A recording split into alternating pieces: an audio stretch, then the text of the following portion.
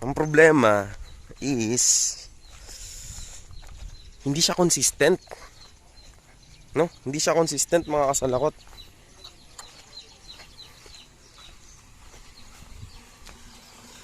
So, yung source kita, ay, ano, kita nyo to, ito. 1 inch yan. So, nung una namin tinest, okay naman siya. Walang problema, no? Maganda naman yung flow rate. Pero, di ko maintindihan kung bakit randomly may side na walang tubig. Tingnan nyo to. Walang tubig. Malakas yung flow rate dito. Okay? Dito wala rin tubig. Tapos pagkapatay ng motor, iba na naman ang walang tubig. Pero lahat ng side lang ang walang tubig. Ito may tubig, oh. Ayan. So, ang solusyon ko dyan, no, is ito may tubig. Yan din may tubig. So, ang walang tubig ngayon is ito, which is may pananim pa naman. So, ililipat ko muna tong mga nandyan dito sa side na to. So, madalas ang wala yung mga edges. So, ang solusyon natin dyan is 1, palitan natin ng 3/4 yung main line. 3/4 yung ating main source. Pangalawa is papalitan ko to ng medya para hindi masyadong malaki yung volume capacity ng pipe at talagang kakalat yung tubig. Okay? So, di ko naman, I think hindi siya problema sa pressure ng pump. Kasi, I think malakas naman yung pump, no? Ngayon, ililipat ko lang muna yung mga ano dito sa ano. So, yun.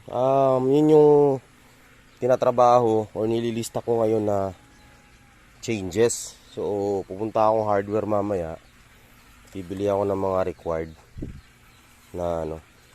So, siguro ang issue doon, no, is 1, yan nga, malaki yung pipe na ginagamit natin sa ating main source.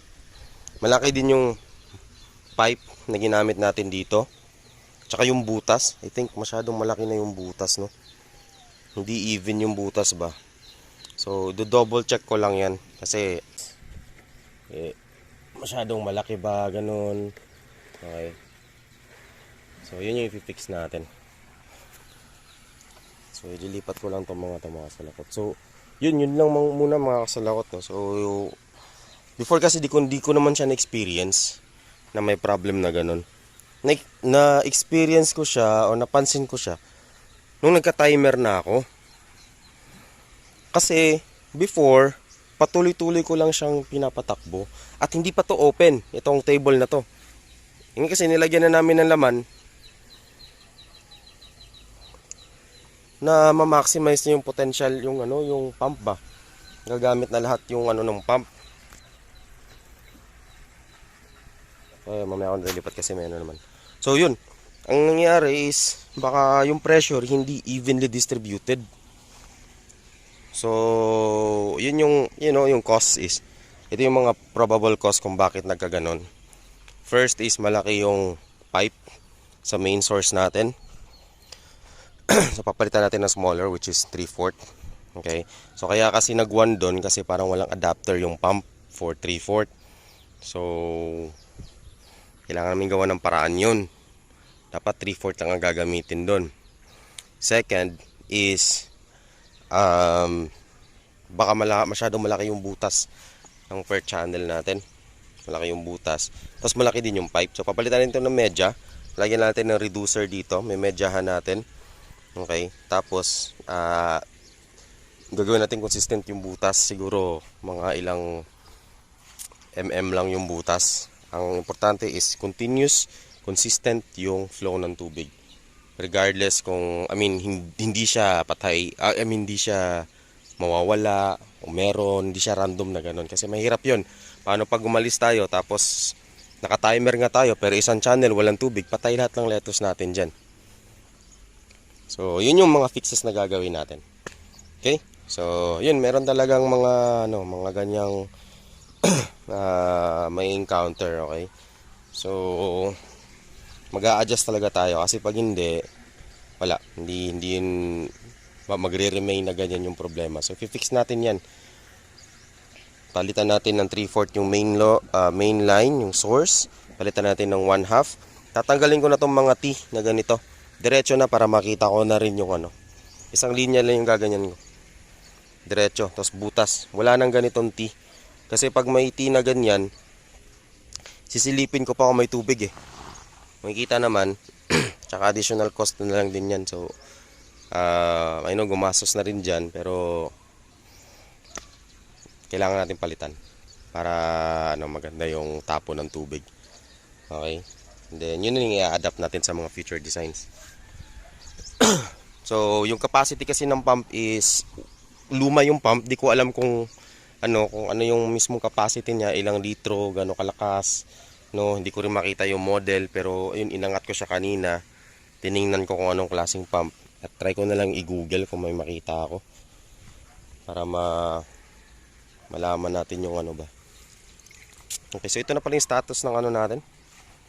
Ng mga lettuce, no. So, inoobserbahan ko talaga sila everyday, mga kasalakot. Kasi alam nyo kung bakit. Nangangamba ako baka magkaroon ng insekto ba. You mean yung uod.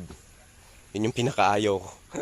Magkaroon ng uod sa mga lettuce. Alam nyo kung bakit, lalo na pag ganito, for example yan, yung lettuce natin. Pag yan nagkaroon ng uod, tapos lumabong na to, hindi mo na makikita yung uod.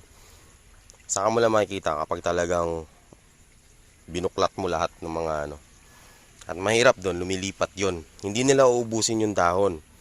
Iiwan nila yung magandang, yung parang pagtitignan mo sa malayo, ang ganda pa rin. Pero bulok na yung, ubos na yung loob. Nilipat yan sa kabila. Ganun din gagawin. Uubusin yung gitna, nasa loob lang, bubutasin nila. Pero pag tinignan mo sa labas, maganda.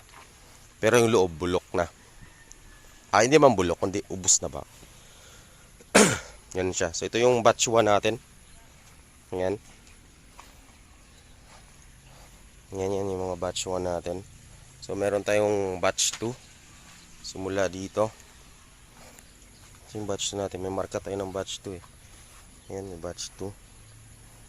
So ina-arrange ko lang sila ng depende sa laki kasi minsan hindi naman sila pare-pares ng laki talaga. Not all seeds are created equal nga, di ba?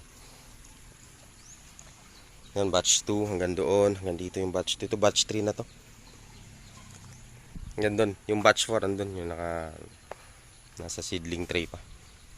Ita-transplant natin yan next week naman, Friday. So yun lang yung update ng mga kasalakot. So trabahuin natin yan as soon as possible. Papakabit ko rin yung shade net.